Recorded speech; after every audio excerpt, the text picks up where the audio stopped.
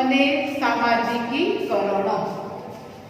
હવે તમે જે કંઈ શીખ્યા છો એમાં આપણે જોઈએ તો પ્રશ્ન તરીકે પૂછાય છે કે સંસ્કૃતિ એટલે શું, તેના લક્ષણો સવિસ્તર સમજાવો. સંસ્કૃતિ એટલે જીવન જીવવાની રીત. સંસ્કૃતિમાં જ્ઞાન, માન્યતાઓ, આ ઉપરાંત કલા, નીતિ, કાયદો, રિવાજ અને સમાજના સભ્ય તરીકે માનવીએ પ્રાપ્ત કરેલી યોગ્યતાઓ અને ટેવોનો સમાવેશ થાય છે. આ થઈ સંસ્કૃતિ એટલે શું. હવે આપણે આગળ ચાલીએ. સંસ્કૃતિના લક્ષણો. સંસ્કૃતિના કુલ 6 લક્ષણો છે. પહેલું છે સંસ્કૃતિ એક જીવનશૈલી છે. સંસ્કૃતિ એ શીખેલી વર્તણૂક છે. સંસ્કૃતિ એ માનવીના સમાજ જીવનની આગવી પેદાશ છે. ચોથું છે સંસ્કૃતિ સાતત્ય, વિકાસશીલતા અને પરિવર્તનશીલતા ધરાવે છે. પાંચમું છે સંસ્કૃતિ હસ્તાંતરિત થઈ શકે છે અને સંસ્કૃતિનો સંચય થાય છે. દીકરીઓ, આ લક્ષણો હવે આપણે સમજવાનો પ્રયત્ન કરીશું. હવે છે સંસ્કૃતિ જીવનશૈલી છે.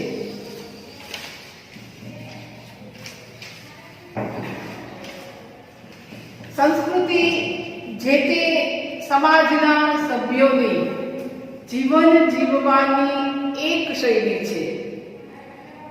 જીવવાની એક રીત પણ ગણાય છે. સંસ્કૃતિનું આ લક્ષણ દરેક સમાજ વચ્ચેની અને દરેક સમૂહ વચ્ચેની ભિન્નતા દર્શાવવામાં મદદરૂપ બને છે. આમ સંસ્કૃતિ એ જીવનશૈલી છે. બીજું છે સંસ્કૃતિ એ શીખેલી વર્તણૂક છે. દીકરીઓ, આ તમને મારે કહેવું પડે એવું નથી, કારણ કે ઘણી વખત આપણે શાળામાં, વર્ગમાં, પ્રાર્થના ખંડમાં જોઈએ જ છીએ કે આપણે એકબીજાને જોઈને કાં સુધારવાનો પ્રયત્ન કરીએ છીએ અથવા એમાંથી અવગુણ પણ લેતા હોઈએ છીએ. એટલે કહેવાય છે કે શીખેલી વર્તણૂક છે. હવે આપણે જોઈએ તો વ્યક્તિ પોતાના સમાજની સંસ્કૃતિ વચ્ચે જન્મે છે. તેમાં રહેતા રહેતા તે ઘણું બધું શીખે છે અને કેટલુંક તેને શીખવવામાં આવે છે. આમ સંસ્કૃતિ એ શીખેલી વર્તણૂક ગણાય છે. પહેલો બધો સમજ્યાશો જીવનશૈલી છે, બીજું છે તે શીખેલી વર્તણૂક છે. હવે ત્રીજા મુદ્દા પર જઈએ છીએ. સંસ્કૃતિ માનવીના સમાજ જીવનની આગવી પેદાશ છે.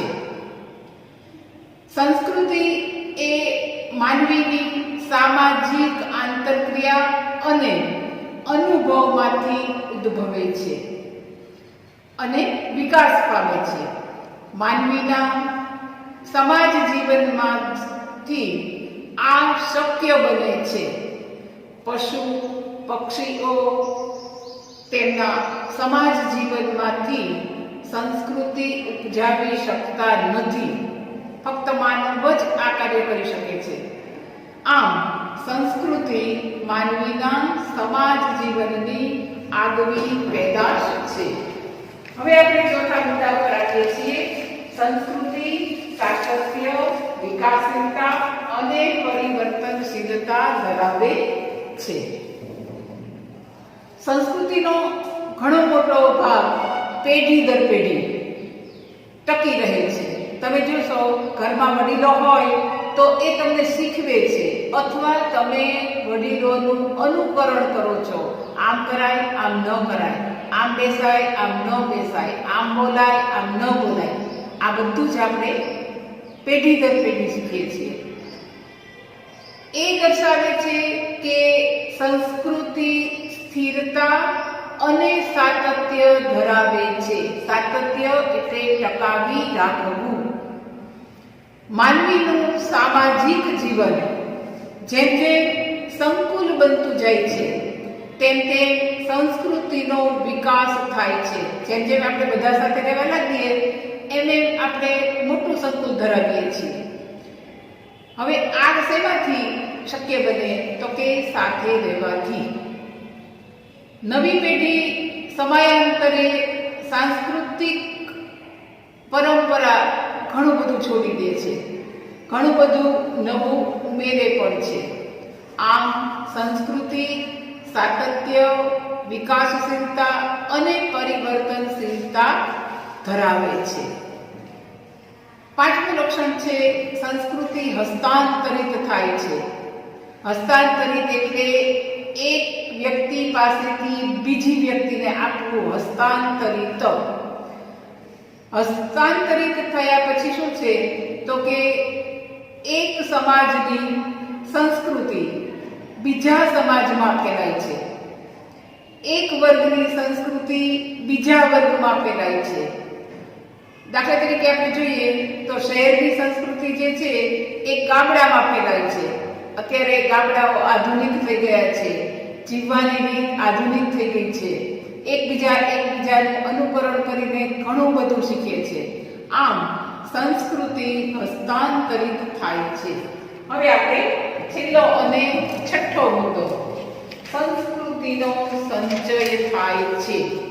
સંચય એટલે શું તમને ખબર પડી જશે.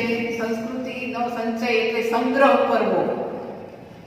સંસ્કૃતિનો સંચય થઈ શકે છે, સંગ્રહ થઈ શકે છે. સંસ્કૃતિ સામાજિક વારસા રૂપે પેઢી દર પેઢી ઉતરી આવે છે. આપણી ખેતીની પદ્ધતિઓ આપણે જોઈએ, વાહન વ્યવહાર જોઈએ અને સંદેશા વ્યવહારના સાધનો વગેરેની શોધો સંસ્કૃતિના સંચયથી થાય છે તે એ દર્શાવે છે. આમ સંસ્કૃતિ જે છે એ સંચય થાય છે. દીકરીઓ, આજે આપણે સંસ્કૃતિના લક્ષણોના મુદ્દા સમજવાનો પ્રયત્ન કર્યો છે. નીચે આપેલા પ્રશ્નોના જવાબ તમારે ફેરબુકમાં લખવાના